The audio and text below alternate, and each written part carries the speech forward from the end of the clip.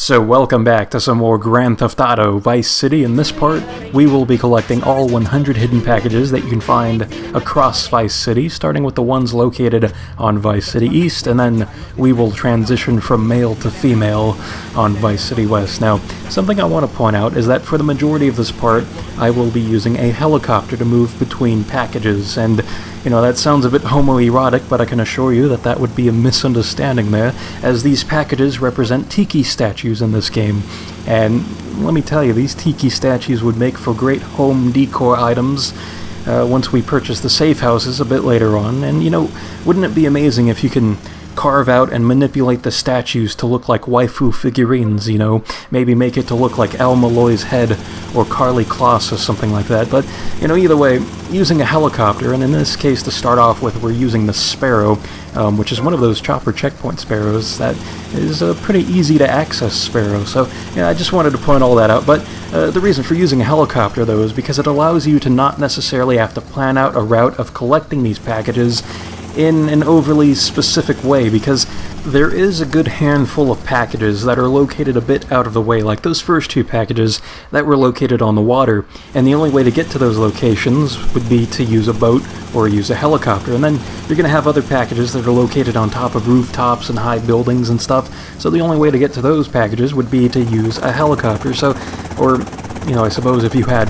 elite hacksaws and such, then you can use a car and bunny hop and jump super high to get to those locations, but it seems a bit like too much effort at that point. But the point here is that by using a helicopter, you really don't have to have any regard as to where the packages are really located on the map. You can just move from package to package without having to plan your route around which packages are located on top of buildings and things like that. You can just take all of these packages out on a nice date to Denny's or something, but you could just take them all out on one go. So that's my reasoning here for using a helicopter, and I don't know, it was a good choice, although a bit grating at times, because I know in the past I've said good things about the helicopter in this game, but I'd like to revoke all of the good things I've ever said, because the helicopter controls are just so bad. I mean, it's like it's fecal matter in helicopter form here. It's just not good stuff.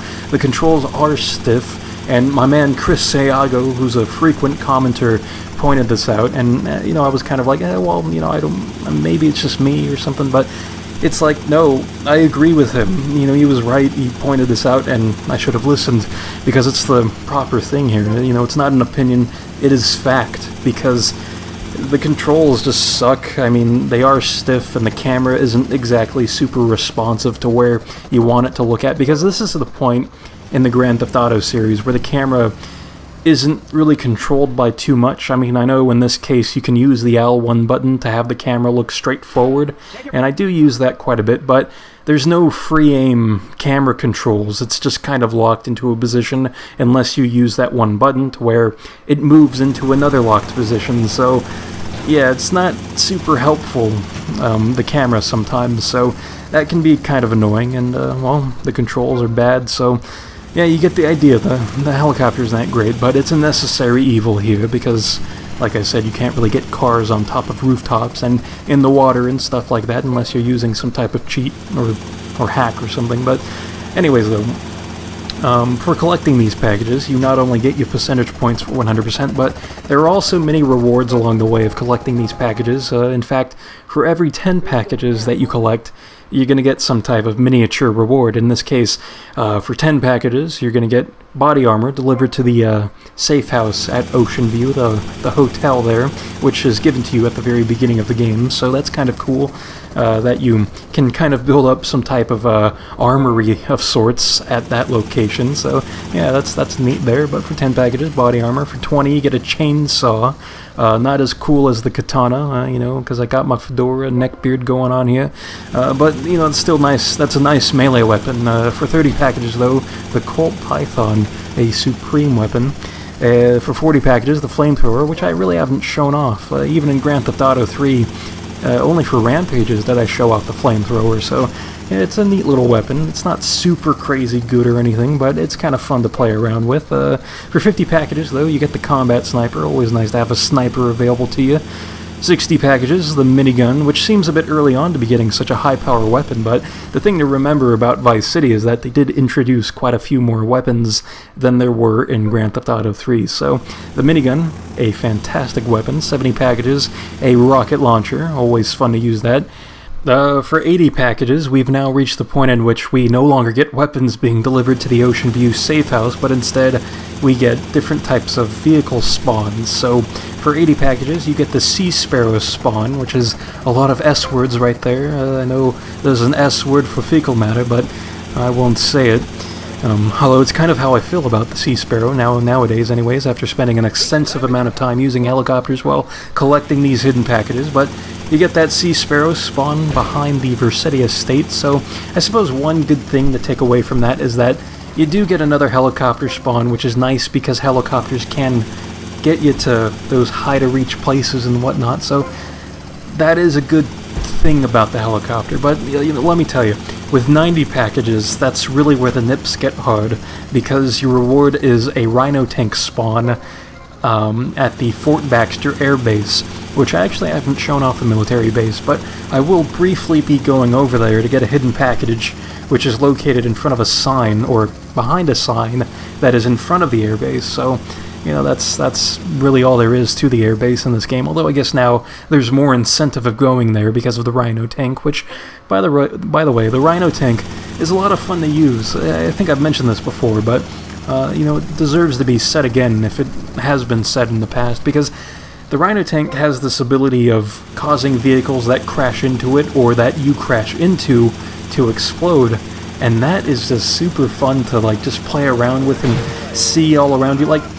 Something I do as a kid in these early Grand Theft Auto games is get a tank and then build up my wanted level, so that way, as you get to the more, heavy, cop-heavy wanted levels, you get more cops just kind of flying all over the place and chasing after you, and you're kind of clearing out traffic by just crashing into vehicles in front of you and just clearing a lane for yourself, and then cop cars crash into you and they explode, and it's just a lot of fun, although the chip damage of crashing into things adds up over time, and then the tank eventually explodes itself. But it's just fun seeing how long you can last while using a tank. So, it's fun in that regard. And I know somebody, I forget who, because, a lot of people like recommending this in the Grand Theft Auto games, but it's for the Vigilante mission, I usually get recommendations to where people want to see the Rhino tank being used, or they would just use that instead of whatever vehicle I end up using. And the Rhino tank is good fun and all that, but it's a slower vehicle, so it's hard to kind of catch up to the criminals that you're trying to chase after.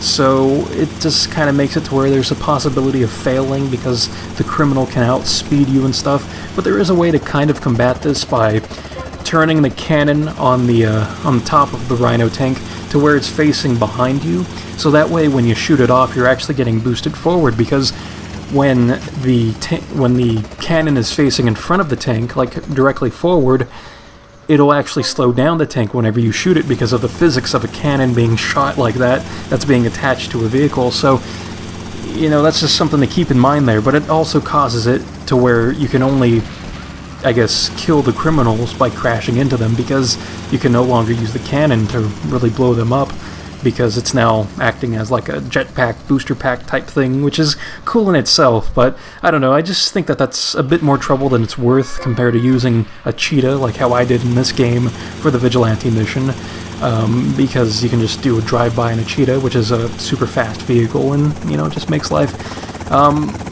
not too worrisome. I don't know. I mean, maybe it's just a situation where it's more of me instead of the tank, but I don't know. Maybe I should just get good and all that. But anyways, though, which reminds me, Mr. Ryan 1% asked me during the Vigilante part, I think, for this game where I was using the cheetah, if the cheetah had a radio for it. I will say that it doesn't in this game have a radio, which would have been awesome, because the cheetah, it kind of blends in with your normal vehicles, so, how great would that have been to be listening to, V-Rock or something while chasing down criminals and stuff, so, that's a bit of a shame there, but fortunately I have my own, MP3 player thing going on here, as most people do on their computers, so, I could just pull up some Taylor Swift and and just destroy criminals to I know places or clean or something. But, either way, that's the Rhino tank for you. Moving forward, though, we have, with 100 packages, you not only get your percentage points for 100%, but you also get the Hunter helicopter, which is like this super crazy awesome helicopter that has a rocket thing attached to it that shoots off rockets in a straight line, so you have to like angle the helicopter into the angle that would properly shoot the rocket thing at whatever you want to get shot at, I guess. I mean, it also has like these minigun turret things that automatically lock on to the nearest vehicle below you, and as you start shooting it, it'll activate that feature. So in theory, it's a really, really awesome thing, but in action, it's not that great. I really don't think, in this game anyways. I know in San Andreas, I know I had a lot of complaints about the remastered, in quotation marks, version of San Andreas, but the Hunter helicopter, I don't really remember ever complaining about it. In fact, I really enjoyed using it during the Vigilante mission in that game. I know I just really went crazy with the Vigilante mission. I did way more than you had to do, mainly for the money, and also because it was fun to do. It was like a self-challenge type of thing that was enjoyable, even though it was just a rinse and repeat process. But all those little, it's only really just two main mechanics there, but it's like those two things in action though are a lot of fun when they work out fairly well. But in this game, they don't work out fairly well. It's a helicopter, so you kind of know how that works. And it's just it's a bit of fecal matter at play though. So I don't know. That's how I feel about it. I know you can use it for the Vigilante mission, much like how you can use the Rhino tank for the Vigilante mission. And in fact, the Hunter helicopter has its own, named Vigilante mission. It's called Brown Thunder, which I think is a very fitting name, because brown is... It reminds you of certain things that come out of the human body, but... it's a very fitting thing. It's like pottery and all that, but... Anyways, you get the idea. You can use it for the Vigilante mission if you want to. Maybe some people do find that to be easier than using a cheetah or something like that. So, I don't know. To each their own, which I know is something I say way too often, but that's how I feel about it. It's all opinions at the end of the day. But, anyways, speaking of at the end of the day, I think we've reached the end of the line here for commentary in this video, because I really don't have much more else to talk about outside of what we're going to be doing in the next part, which would be the rampages of Vice City. So that'll be fairly interesting stuff right there.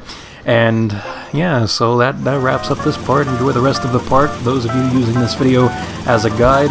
And I'd imagine everybody else is, if they haven't already clicked away, then they're going to click away when I'm done speaking. So anyways, until that rampage part, I will see you next time.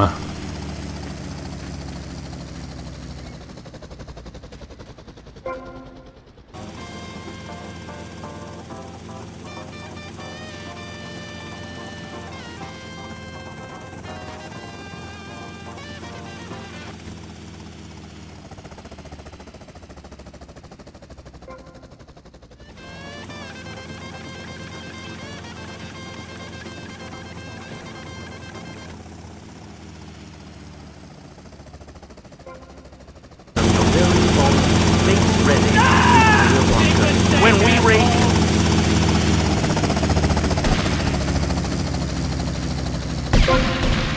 Exercise your Second Amendment right and get 10% off all armor leasing.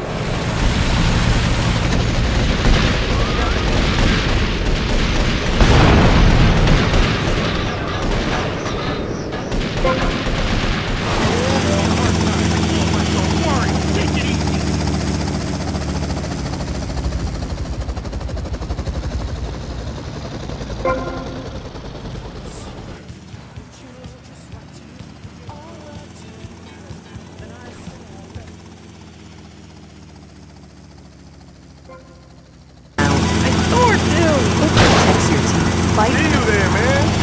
Hey, yo, move!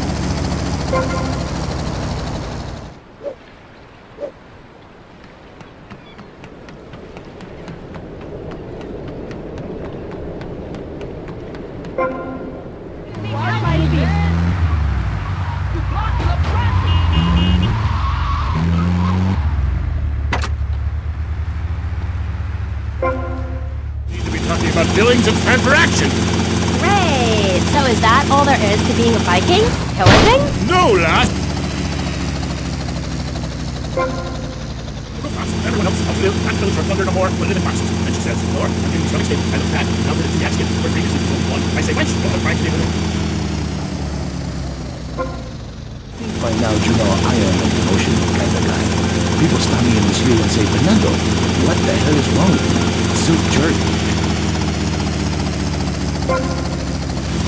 Food, our trains, dollhouses, diapers, whatever your interest.